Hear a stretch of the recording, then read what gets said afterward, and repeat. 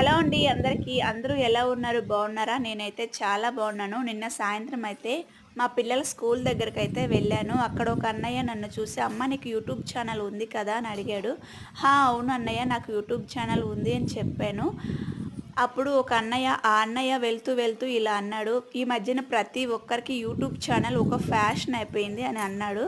అప్పుడు నేనేం సమాధానం చెప్పలేదు.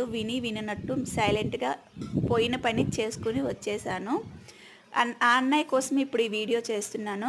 అన్నయ్య, యూట్యూబ్ ఛానల్ నీ దృష్టిలో ఫ్యాషన్ ఏమో కానీ నా దృష్టిలో అయితే నేను ఏదో ఒకటి సాధించాలి అని చెప్పేసి యూట్యూబ్ ఛానల్ స్టార్ట్ చేసుకున్నాను అన్నయ్య.